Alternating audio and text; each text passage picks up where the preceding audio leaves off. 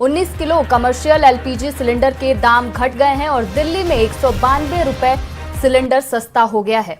तो बड़ी खबर है, देखिए आज से कमर्शियल सिलेंडर की जो नई कीमतें हैं वो लागू। कमर्शियल एलपीजी सिलेंडर सस्ता हुआ है। एक बड़ी खबर इस वक्त आपको बता रहे हैं, 19 किलो कमर्शियल एलपीजी सिलेंडर के जो दाम है वो घट चुके हैं। दिल्ली में 192 रुपए सस्ता सिलेंडर हुआ है और आज से कमर्शियल सिलेंडर की जो नई कीमतें हैं वो भी लागू हो जाएंगी।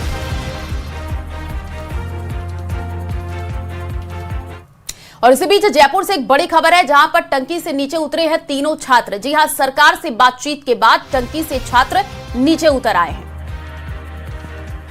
तो विरोध कर रहे छात्रों ने अनशन भी तोड़ा है। सरकार से 3 बातों पर सहमति बनने का दावा है। नेता प्रतिपक्ष टीकाराम जूली मौके पर मौजूद रहे और समझौते के बाद आंदोलनकारी छात्रों ने धरना खत्म कर दिया है। 10 सदस्य वाली डेलीगेशन से मुलाकात के बाद छात्र संघ चुनाव की बात रखेंगे। कल सीएम भजनलाल से छात्रों के डेलीगेशन की मुलाकात होगी और सहमति के बाद तीनों छात्र टंकी से नीचे उतर आए हैं। सरकार से बातचीत के बाद ये तीनों छात्र नीचे उतरे हैं और अनशन भी अपना तोड़ दिया है।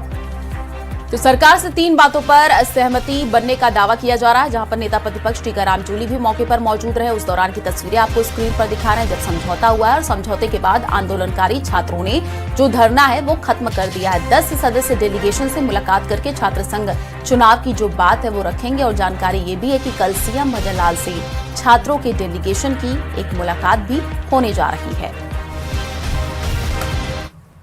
मैं ये कहना चाहूंगा, इस सरकार को गुमराह नहीं करना चाहिए।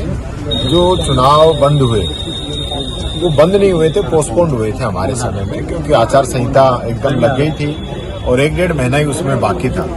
ऐसी स्थिति के अंदर उस समय चुनाव नहीं हो सकते थे, ऐसी रिपोर्ट थी। उसके आधार पर चुनाव नहीं करा पाए। लेकिन चुनाव शुरू भी कांग्रेस ने किए थे, बीच में बंद हो गए, उसके बाद भी कांग्रेस ने इनको वापस शुरू किया। ये गवर्नमेंट सिर्फ और सिर्फ गुमराह कर रही है, छात्रों की आवाज को दबाया जा रहा है। आज राजस्थान की विधानसभा के अंदर दर्जनों एमएलए ऐसे हैं जो छात्र राजनीति से निकले हैं, यूनिवर्सिटी चुनाव लड़के निकले हैं। तो आज वो ज्यादा बात युवाओं की विधानसभा के अंदर रख सकते हैं। तो एक युवाओं को जो वहां पे अपनी बात रखने का मौका मिलता है, युवा जो छात्र हैं वो युवा राजनीति के अंदर आते हैं। छात्र राजनीति के अंदर भी जो बच्चों की आवाज है उसको मजबूती से रखते हैं। कॉलेज के अंदर, यूनिवर्सिटी के अंदर वो अपनी बात को मजबूती से रखते हैं।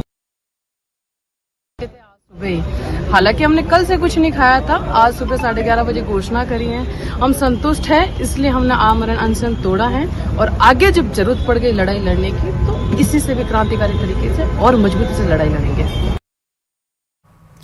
राजस्थान में पंचायत और निकाय चुनाव की सरगर्मियां अब तेज होने लगी हैं। बीजेपी और कांग्रेस के बाद अब बसपा भी पूरी ताकत से चुनावी मैदान में उतरने की तैयारी में है।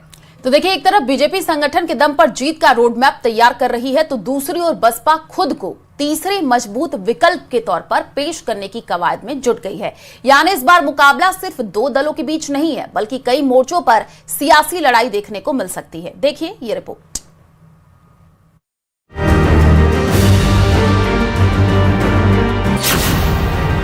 संगठन, रणनीति और सियासी ताकत। स्थानीय चुनाव में सियासी जंग बढ़ी। पंचायत निकाय चुनाव का रण। बीजेपी पंचायत और निकाय चुनाव को सिर्फ स्थानीय चुनाव नहीं बल्कि साल 2028 के विधानसभा चुनाव का पहला बड़ा राजनीतिक टेस्ट मान रही है। इसी रणनीति के तहत पार्टी ने चुनाव संचालन समिति के संभाग प्रभारियों की नियुक्ति कर दी। अगस्त के पहले सप्ताह में प्रदेश स्तरीय बैठक होगी। इसके बाद जिला चुनाव प्रभारियों की नियुक्ति और उम्मीदवार चयन की प्रक्रिया शुरू कर दी जाएगी। बीजेपी का चुनावी रोडमैप भी आपको समझाते हैं। संभाग प्रभारियों की नियुक्ति हो चुकी है। अगस्त में प्रदेश स्तरीय बैठक होगी, जिला चुनाव प्रभारी नियुक्त होंगे, बूथ से प्रदेश तक उम्मीदवार का चयन किया जाएगा। लक्ष्य 2028 की मजबूत नींव। बीजेपी ने उम्मीदवार चयन के लिए तय फॉर्मूला बनाया है। संगठन में सक्रियता, जनाधार, सामाजिक स्वीकार्यता, साफ छवि और जीतने की क्षमता, इन्हीं मानकों पर टिकट तय होगा। प्रदेश महामंत्री श्रवण सिंह बगड़ी का दावा है कि बीजेपी संगठन की ताकत के दम पर पंचायत और निकाय चुनाव में बड़ी जीत दर्ज करेगी। संभाग की जो चुनाव संचालन समिति बन चुकी है, हमारी घोषणा हो चुकी है, वो संचालन समिति सभी संभागों के अंदर जा भी रही है। पूरी तैयारियां किस प्रकार से हमें जिले के अंदर तैयारी करनी है, किस प्रकार से विधानसभाओं में तैयारी करनी है, वो संचालन समिति अपना काम करेगी और आने वाले समय में और भी जहां आवश्यकता होगी, चाहे प्रभारी के नाते हो, चाहे वार्डों में हो, चाहे पंचायत समिति में हो, चाहे जिले में हो, वो भी शीघ्र ही जो जिस प्रकार से चुनाव की घोषणा होगी उस प्रकार से जो प्रभारी लगाने वो भी हमारा शीर्ष नेतृत्व जो पार्टी है वो निश्चित रूप से लगाएगी। बाकी भारतीय जनता पार्टी की तरफ से, हमारी संगठन की तरफ से पूरी तैयारी है। उधर कांग्रेस भी कार्यशालाओं और संगठनात्मक बैठकों के जरिए चुनावी तैयारियों में जुट गई है। रूठे नेताओं की घर वापसी और सामाजिक समीकरण साधने की कोशिश भी तेज हो गई है। यानी दोनों बड़े दल अपने अपने संगठन को चुनावी मोड में ला चुके हैं, लेकिन अब इस मुकाबले में तीसरे मोर्चे की भी एंट्री हो रही है। बहुजन समाज पार्टी ने भी पंचायत और निकाय चुनाव में पूरी ताकत झोंकने का ऐलान कर दिया है। 23 अगस्त को जयपुर के बिरला सभागार में कार्यकर्ता महासम्मेलन होगा, जिसमें बसपा के राष्ट्रीय संयोजक आकाश आनंद कार्यकर्ताओं को चुनावी मंत्र देंगे। चुनाव की तैयारी में एक अच्छी बात है कि हम लोगों ने बिरला ऑडिटोरियम में हमारी पार्टी के जो नेशनल कोऑर्डिनेटर हैं आदरणीय आकाश आनंद जी, उनका एक कार्यकर्ता महासम्मेलन 23 अगस्त को जयपुर में रखा हुआ है और हमें भरोसा है कि उस कार्यक्रम का भी हमें फ़ायदा मिलेगा। तो बहुजन समाज पार्टी पूरी मजबूती के साथ पंचायत और निकाय का चुनाव लड़ेगी और अच्छा रिजल्ट लेके आएगी। इधर बीजेपी संगठन के दम पर चुनावी बढ़त की रणनीति बना रही है। कांग्रेस अपने पुराने जनाधार को मजबूत करने में जुटी है और अब बसपा भी तीसरी ताकत बनने का दावा कर रही है। यानी पंचायत और निकाय चुनाव भले ही स्थानीय हो, लेकिन इनका असर प्रदेश की बड़ी राजनीति पर साफ दिखाई देगा, क्योंकि साल 2026 का ये चुनाव साल 2028 के विधानसभा चुनाव की पहली सियासी तस्वीर भी तय करेगा। जयपुर से सुधीर शर्मा की रिपोर्ट, न्यूज 18 के लिए।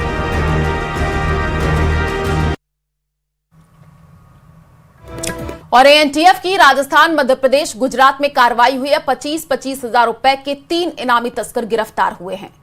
ऑपरेशन एम कैट बुआ के तहत तस्कर राहुल सिंह को गिरफ्तार किया गया है। वहीं भीलवाड़ा पुलिस ने 25,000 रुपए का इनाम घोषित कर रखा था। 1 महीने से फरार चल रहा था और राहुल को सवाई माधोपुर से गिरफ्तार किया गया है। तो बड़ी खबर है, ऑपरेशन सौम्यकूल के तहत तस्कर सोहल खान गिरफ्तार हुआ है। फलौदी पुलिस ने घोषित किया था 25,000 रुपए का इनाम। 2 साल से फरार आरोपी सोहल खान को इंदौर से दबोचा गया है।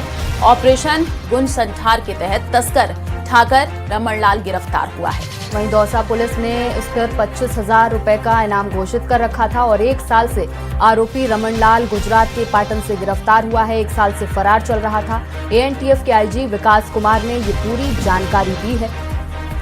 तो बड़ी खबर इस वक्त आपको जयपुर से बता रहे हैं, जहां पर एएनटीएफ की राजस्थान, मध्य प्रदेश, गुजरात में एक बड़ी कार्रवाई देखने को मिली है। 25-25 हजार रुपए के जो 3 इनामी तस्कर हैं उनकी गिरफ्तारी की जानकारी है। भीलवाड़ा पुलिस ने इन पर 25,000 रुपए का जो इनाम है वो भी घोषित कर रखा था और 1 महीने से ये फरार बताए जा रहे हैं। राहुल सवाई माधोपुर से गिरफ्तार हुआ है। ऑपरेशन सौम्यकूल के तहत तस्कर सोहल खान भी गिरफ्तार हुआ है। राज्यों राजस्थान, मध्य प्रदेश और गुजरात में एएनटीएफ ने 3 लगातार धमाके करके 75,000 रुपए के इनामी 3 बड़े तस्करों को दबोचने में एक साथ सफलता अर्जित की है।